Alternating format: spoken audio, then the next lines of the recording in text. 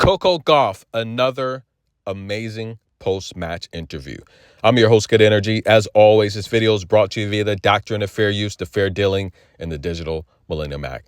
I've been saying for such a long time that Coco Gauff is such a classy woman. That's right, guys. We've watched her mature from just a 15-year-old stepping on the scene at Wimbledon, taking out one of her idols, Venus Williams, to now being the most popular player on tour. Now, she was asked in her post-match interview, winning a Grand Slam as a teenager, all the accomplishments, how do you stay grounded? She would go on to mention her parents, right? Having a strong support, her grandparents, the community, right? Growing up in Delray Beach.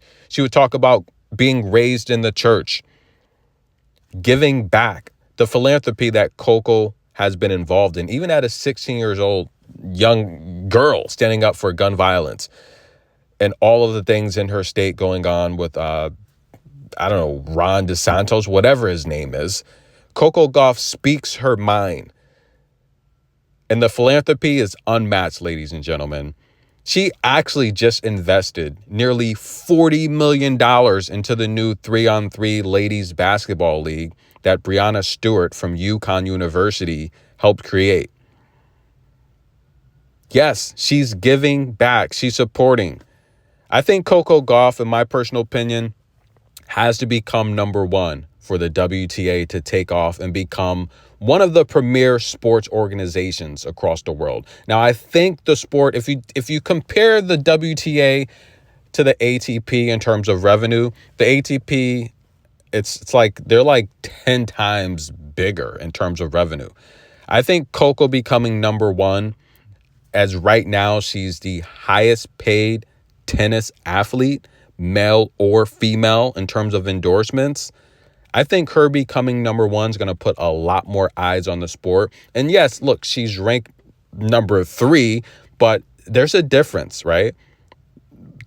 2 is not a winner and 3 is no one remembers, is what they say. But I think with Coco being number one, I think she's currently the face of tennis now, but her being number one, it's going to propel the WTA into new heights. That's just my personal opinion. Now, she is number one in the UTR rankings. Novak really backs that. I think it's a good way to rank players because you're ranking them on their current form, their current play, their current tournaments, and their recent activity, right? Now, the UTR could be tough when we're looking at some of the players that can't get into tournaments. We all know the tour is very competitive. These 250s, there's only 32 spots, right? And even the Masters, or in particular the 500s, the 250s and the 500s, they're really tough to get into. If you're a solid player and you're playing well, you should get into a master draw, even if you have to qualify. But the 250s and the 500s, they're very tough to gauge. So the only downside of the UTR is it's really going to, I think the top 10 is really going to be the more accurate ranking. Once you get outside the top 10 and definitely outside the top 20, it's going to be really tough to keep an accurate ranking because sometimes to get into these tournaments, you have to enroll and you have to sign up months in advance, right? So outside the top 20, it's really tough to keep an accurate UTR ranking, but I feel the top 10, I think it's pretty accurate. I mean, Coco's playing phenomenal tennis, right? She's extends her win streak to 10. That's now 2 years in a row, this portion of the tour where she has a double-digit win streak. She's playing well. And, of course, this win streak goes back to last season in Saudi Arabia, but nonetheless, she's on a double-digit win streak. She's going to take on Belinda Bencic next. They played last in D.C., where Belinda was in great form. She won 2 championships that year. She had several deep runs into mini tournaments, round of 16, semifinals, championship appearances. I think Coco beat a very informed Belinda. And right now, I think she's played the tougher competition this tournament, right? With the exception of Osaka. Belinda beat Osaka last night, but Osaka was injured. So I'm not really going to look too much into that matchup because I do think if you have a rib injury, that's your core.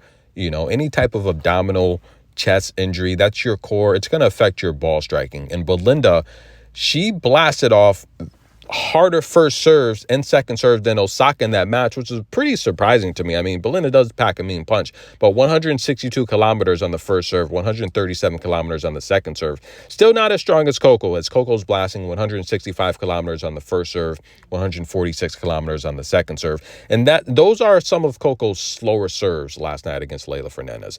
I do feel personally Coco's going to win the Australian Open. And in fact, I took her to win the Australian Open. I told you guys she would win the United Cup and the Australian Open. And I think when she does win the Australian Open, the WTA is going to take off. They're going to be in a much better position, gaining more endorsements, more TV deals. And I think we're going to see the WTA back on public networks like CBS and NBC coming soon. Not just the Olympics, but I think we're going to see a lot of these tournaments, even some of these lower level tournaments, back on CBS once Coco becomes number one, because she's a rock star. She, being a flag bearer at the France Olympic Games, that lets you know, being voted by her peers to be the flag bearer with the LeBron James, that lets you know how big of a superstar she is. Of all the female athletes in the world that's active right now, who do you think of? I think you think of two ladies. I think you think of Coco and Caitlyn Clark.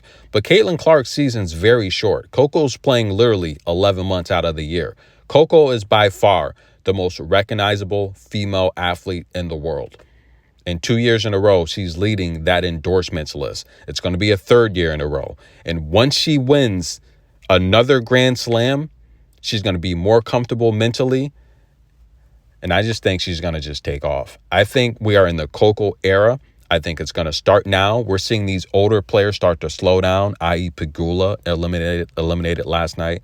Sakkari's slowing down. And it's no coincidence that Sakkari said her and Pegula are no spring chickens anymore. They're getting older. This is the Coco era, guys. Get ready. Sabalenka looked very slow to me. I think Sabalenka's slowing down as well. But again, these courts, they're playing slow as well. So it's very hot. It's humid. The ball, Sabalenka said just the ball's not carrying as she wants it to. And of course, it's the conditions. Coco's playing at night. So again, I'm interested to see if she's going to have a morning match or an evening match. So that will affect as well, whether the roof is open or not. So all of these things affect how the ball carries. While we saw Belinda, she had the earlier match, with the sun shining bright, the ball, for the most part, I think the ball is going to carry a lot better in the evening, right? You have less sun, less humidity, but we'll see, guys. I think Coco defeats Belinda either way. That's my pick, but beautiful post-match interview. Again, just giving praise to the community, her parents, growing up in the church, her grandparents, and just staying humble and just staying grounded and being a good person first, knowing that this is just a game, not taking anything for granted, and just being grateful and thankful. Coco Gauff, guys, the future of tennis. I'm your host, Good Energy. Like the video, show some love. Thank you for all the support. I appreciate it.